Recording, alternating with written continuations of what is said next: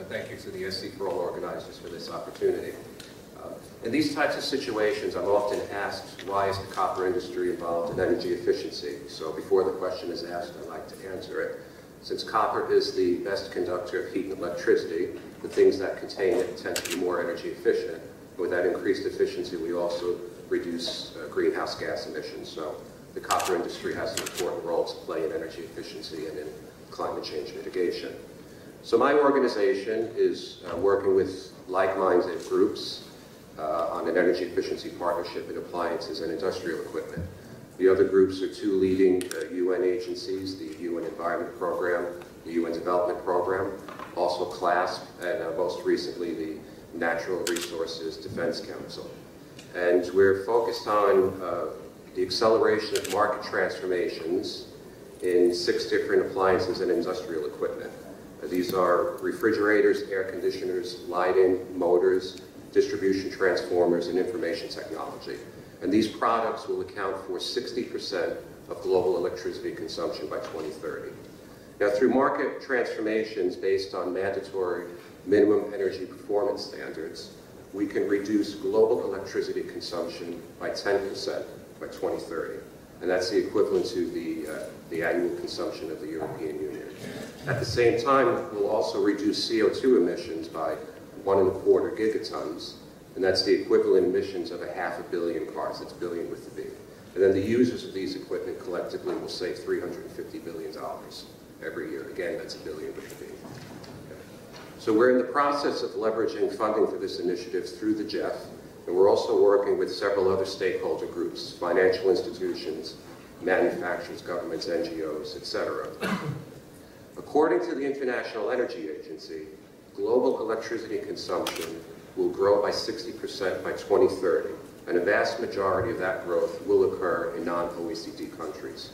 You know, the rate there will be about 5 times, a doubling of what it is compared to today, and about 5 times the rate of growth in the developed world. Okay? And that disparity really comes from a growing middle class. So today there's about 2 billion people around the world that you can consider to be middle class. By 2030, that number will grow to 5 billion.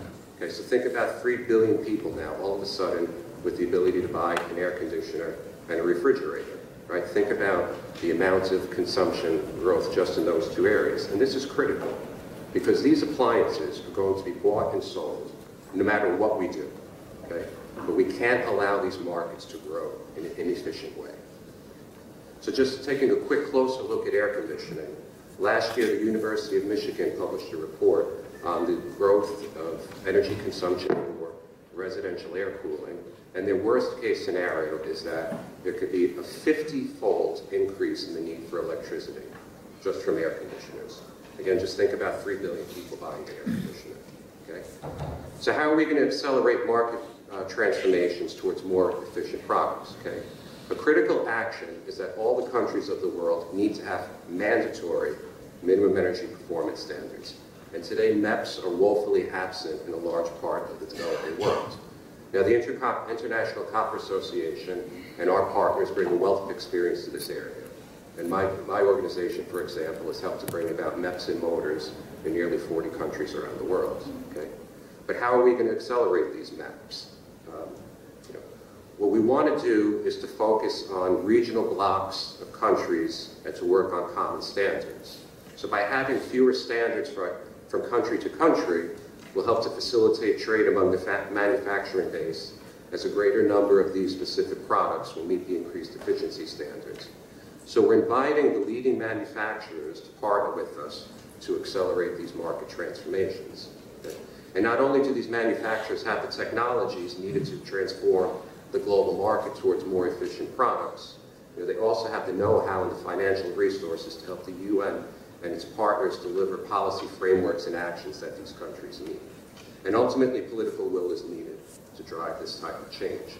And when it comes to energy efficiency, often the single greatest barrier is cost. Okay? To achieve the benefits that I've described, you have to make an investment. Okay? And that first cost does represent a barrier. So sometimes governments are hesitant to increase their efficiency standards because they don't want to put a cost burden on their populations. So if we're to be successful in these market transformations, we need to deal with the financial barrier from the onset. And that's why we're also partnering with global and regional financial institutions like the Inter-American Development Bank. We also need the World Bank and other regional banks to work with us to ensure that smart financial mechanisms are available at favorable conditions in these countries. And as a final point, I think it's the convening power and the legitimacy of the UN and the know-how of the private sector and the financial backing of multilateral financial institutions working together that will help us achieve this global market transformation. And then finally, I invite all of you at 1 o'clock to Conference Room C to learn more about this partnership. Thank you.